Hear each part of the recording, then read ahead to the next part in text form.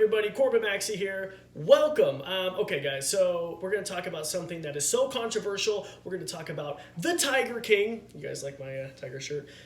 Anyway, I just have to talk about this because it seems like everybody and their mom has been texting me or messaging me on my Instagram or my Facebook, and they're like, Corbin, have you seen this new documentary on Netflix? What are your thoughts? Okay, so here are my thoughts. This is the first time that I'm going to speak about this publicly. Now, really quick, this is my buddy. This right here is Nico. Say hi, Nico. Nico is a ball python, and I've had Nico for 17 years. So anyway, if you're wondering, what does Nico the ball python have to do with the tiger documentary? Absolutely nothing. I just don't want you guys to be bored hearing me ramble on. So it's like, here, check out an animal while I talk. Okay, so for those of you who are living underneath a rock and you're like, wait, what? A Tiger King? What did he say? Okay, Tiger King. It's a new documentary on Netflix. It's actually, as of last night, the #1 trending documentary series or thing on Netflix in the United States. So a lot of people are talking about it. It focuses on this man named Joe Exotic.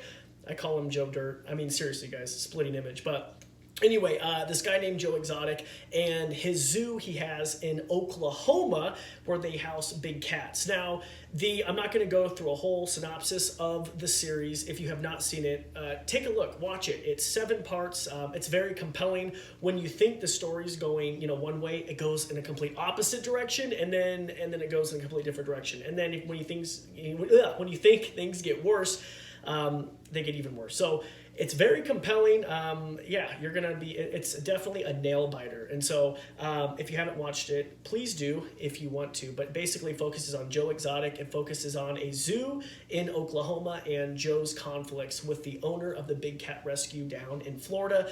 It raises a lot of questions and a lot of concerns, including the ethics of keeping exotic animals in captivity, in particular big cats.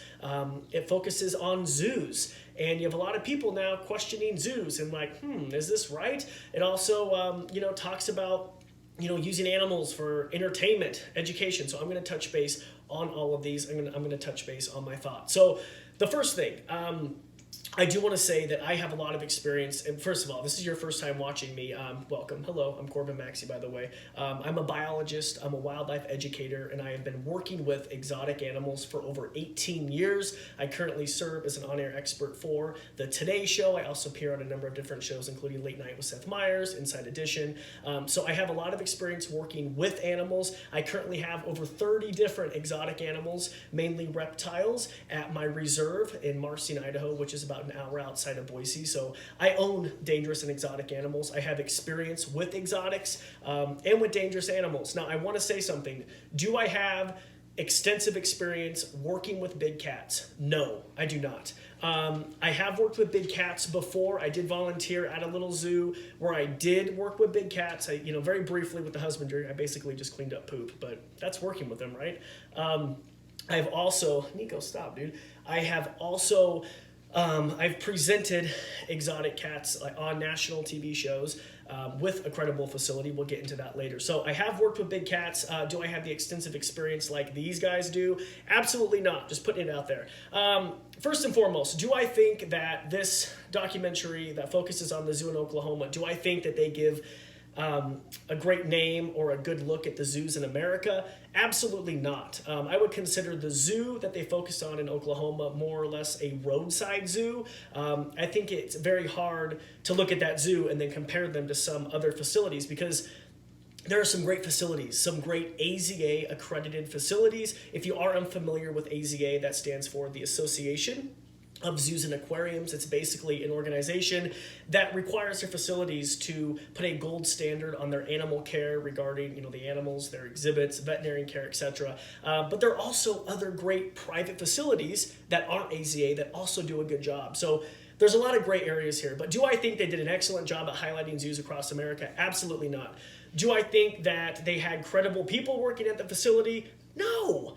There was a point in the documentary where Joe, not Joe Dirt, Joe Exotic finds someone off the street, and it was so nice. He's like, hey, do you want a place to stay? Hey, do you want a place to work? And it's like, that's awesome. He's taking people in, but he also employed a lot of people who had zero animal experience. So the majority of credible facilities require you to have experience. A lot of them require you to have a 4-year degree in some animal-related field. So I don't think that was a good representation of people who work at zoos. And, a lot of them were convicted felons. Listen, I'm all about second chances, but you guys watch that and tell me that there's not a few people that you're like, you're kind of scary, dude. So, yeah, there were some sketchy people working there. I don't think that a lot of them were qualified. Do I think they loved the animals? I think some of them did.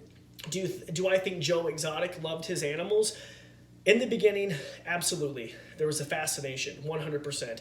I do not think he went into this if he did not love his animals. I truly think in the beginning he loved educating people about animals, and I really, really do. But then I think there came a point where he started making a lot of money. He started, feeling famous with animals. You guys, I get it. I do educational shows with my reptiles. Sometimes there are a few hundred, sometimes there's 1,000 people, and you're on a stage and you're with your animal and you're just like, you do, at some point you kind of do feel like a rock star, but then you have to take a step back and, say, wait a second. These people are here to learn about the animals. They're here to see the animals. They're not here to see you. So that's something that I've had to take in consideration as well. So I get it. I understand how you could feel that feeling, but that's when you have to humble yourself down and realize, you know what? Put the animals first. So I don't think, hi Topaz, I don't think that that's what Joe did, and I think it really got to his head. Do I think he put himself in dangerous situations? Absolutely. Do I think he was aware of those dangerous situations? Yes. When you work with exotic animals, this is like one of my favorite quotes. It's like working with an exotic gun. Sorry guys. It's like working with a loaded gun. It can go off at any time. And I know that I've been attacked by animals before, not big cats. I've actually been attacked by a large Burmese python. I've had some really close calls with my animals. So I think a lot of people who work with these exotics are aware of the danger. And as you see in the documentary, one of the gals, she gets part of her arm bitten off by a tiger. Like, that's not fun. But then she goes back to work a week later. So I think they are aware of the danger, going into the field. Now, should anyone and everyone be able to have big cats, to purchase big cats? No, absolutely not. I think there needs to be, tighter restrictions. I remember when I was like 13 years old, because I just was obsessed with exotic animals, I went to an exotic animal site and I went to the classifieds and I literally saw a tiger there. And I remember it was $500. And it's like, if I had a credit card, could you imagine? Like, it was that easy to get a tiger. And I was 13. So no, I don't think they should be as easily accessible. Do I think that all facilities, though, need to be banned? No, I think some people do an excellent job. Now, a great example, I know someone who, provides animals for television, for motion pictures, for educational shows. He's worked with people like Jack Hanna, Bindi Irwin, Robert Irwin. I've been to his facility. He has like tigers and lions and bears. Oh my, I beat you to it. But I've seen the facilities, and the animals exhibits are huge, like a few acres. I've seen the animals. They're fat. They're healthy. He interacts with them. And he's a private individual. No, he's not AZA. Yes, he has the licenses. And, yes, I agree he does a good job. So there's a lot of gray areas for me to say, everyone should be shut down except AZA, because there are good, people that do a good job. But there's also a lot of people who do a really bad job. I've been to good zoos. I've been to really, really, really, really bad zoos. So it's kind of a gray area. I also want to address people who are anti-zoo and anti-captivity. And for all of you people out there who are saying, I just want the animals to be free in the wild. Okay, here's my message to you. Absolutely, that is a great vision. I mean, wouldn't it be great if we lived in a world where we didn't have to worry about poaching, about being caught in a snare, or being skinned alive, or have to worry about our homes being burned down? You guys, the wild, it doesn't exist anymore. This utopia you have in your mind of this beautiful wild place, it hardly exists. There are few places. There are national reserves. I've been to some of these reserves where you still can see animals in the wild, but listen. Hey, sorry guys, my phone cut off. I'm almost out of storage because I keep on blabbing. I can't shut up. Okay, what I was going to say is the wild does not exist. There are a few national parks, but the second the animals get out of those national parks, they're in serious, serious, serious trouble. So, yes, it'd be great to have this great utopia, but it really doesn't exist. There are great facilities out there, accredited facilities, and also private individuals who donate a lot of money to conservation. Last year, AZA facilities alone donated over $230 million to conservation, to save wild animals in wild habitat. So there are facilities that are doing an excellent job. So for those of you who are anti-zoo, you guys really do your research, because zoos provide a great educational tool for people. Imagine people living in cities, those inner cities, they would never have the opportunity to see these wild animals up close and personal. Now, do I love all zoos? Absolutely not. Do I think some zoos do a good job? Yes. Do I think there are horrible zoos? Absolutely. But there's some really, really good ones, and they serve as a great educational tool, and they really, really help with conservation. Do I agree with breeding cubs for the sole purpose of, being taken to malls and for people touching them? Absolutely not.